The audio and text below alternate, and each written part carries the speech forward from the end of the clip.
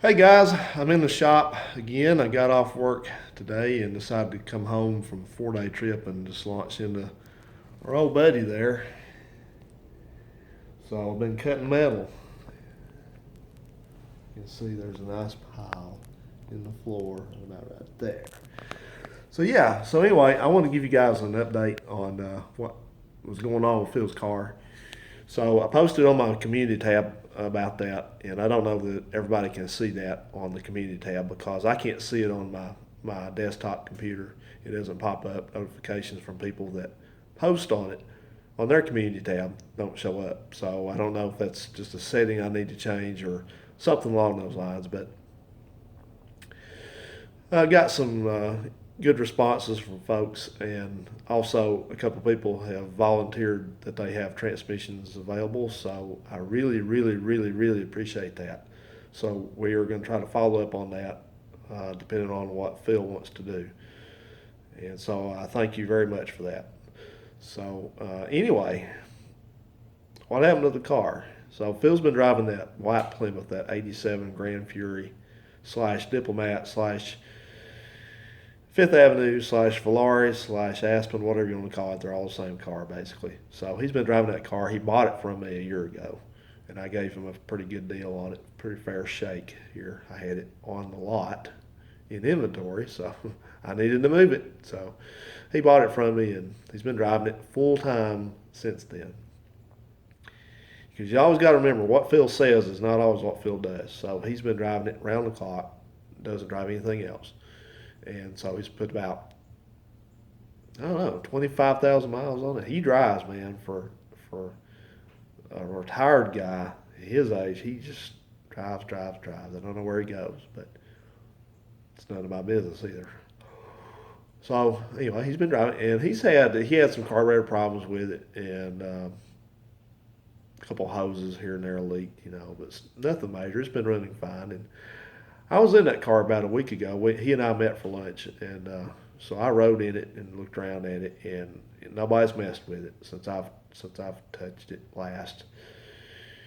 And because I know a few of us had kind of speculated that somebody had tampered with it or messed with it somehow. No.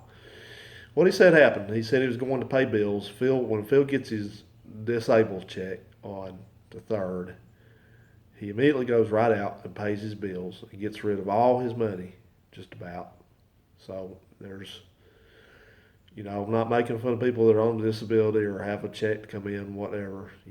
That's what you got to do sometimes. But what he does is, and there's a kind of a psychological aspect to this, but what he does is he gets in his car and he drives and goes and pays all his bills right away, right away. So he gets rid of that money.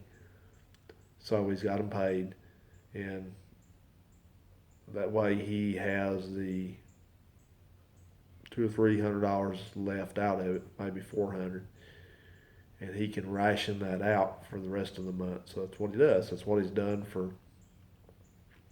30 years.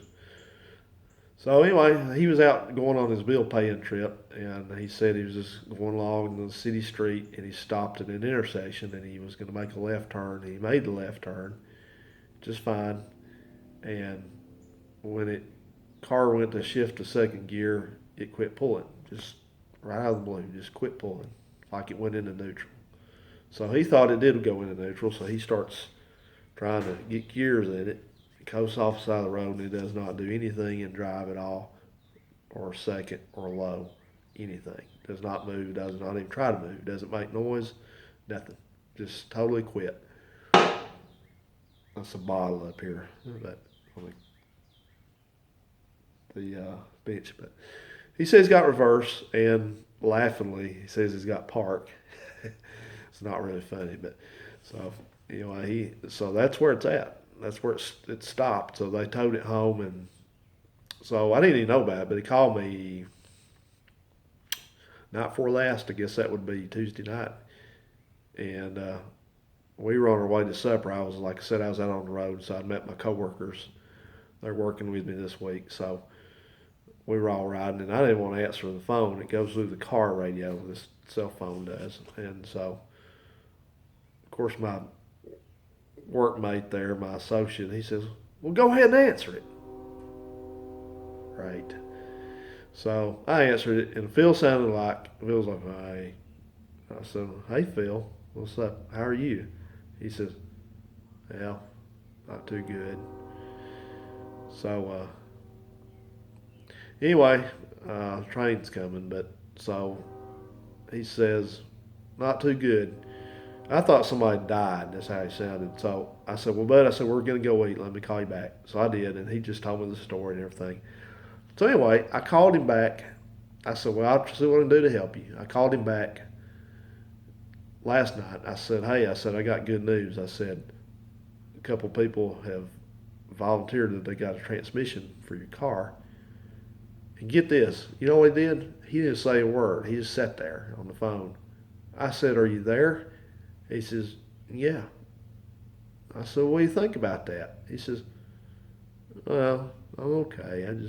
He says, I just think about how to put it in, take it out, put it in, and all this, and work and get it out." And so that was the very first thing. He didn't say thank you right away or anything. He didn't say that was good. And first thing on his mind, Phil is all about getting somebody to help him for free and him not have to do anything. So that's why he's in the poorhouse always. There's a correlation between that. So anyway,